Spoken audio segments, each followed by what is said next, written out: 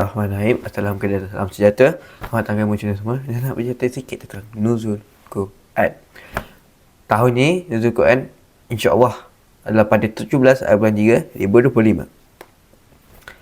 Daripada surah Al-Baqarah ayat 185, masa yang diwajibkan kamu puasa itu ialah bulan Ramadan yang pada ni turunkan Al-Quran.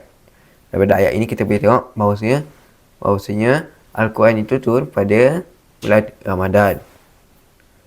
Hadis tentang Al-Quran diturunkan pada bulan Ramadan. Takkan kita tengok Al-Quran ni kan? Hadis tak tengok. Kita tengok pula pada hadis riwayat Bukhari.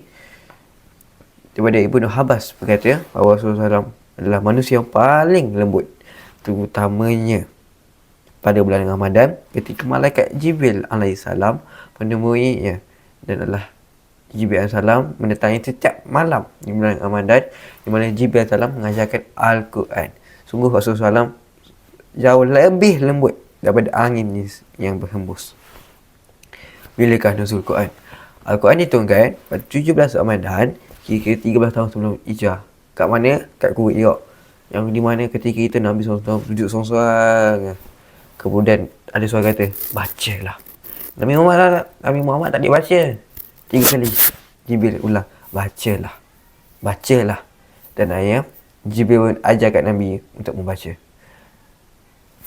Dan surah itu adalah surah Al-Alaq. Bismillahirrahmanirrahim. Iqra' bismi rabbikal ladzi khalaq. Itulah surah pertama yang diturunkan. Dan ketika itulah Islam mula tersebar ke seluruh pelosok dunia. Peristiwa kedua pula ialah pada 17 Ramadan juga, tapi lepas Nabi hijrah ke Al-Madinatul Munawwarah, lakunya perang Badar Kubra.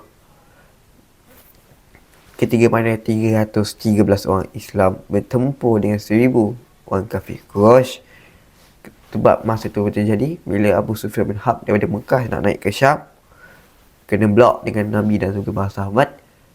Tapi Abu Sufyan dia tak dapat.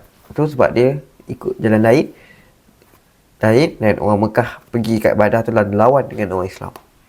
Apa terjadi selepas itu? Alhamdulillah orang Islam menang ketika perang Badar. Kalau orang Islam tak menang masa tu, memang Islam takkan ada ketika hari ini. Abu Jahal, panglima orang Quraisy yang membenci Nabi SAW, meninggal dunia ketika itu. Tawanan perang belum mengajar 10 orang Islam membaca dan menulis. Sebab masa tu orang Islam ada yang pandai membaca, ada tak pandai menulis. Lepas orang kafir Quraisy ni pula ada kelebihan tersebut. Nabi SAW ambil doa, ajarkan orang 10 orang Islam ni membaca dan menulis.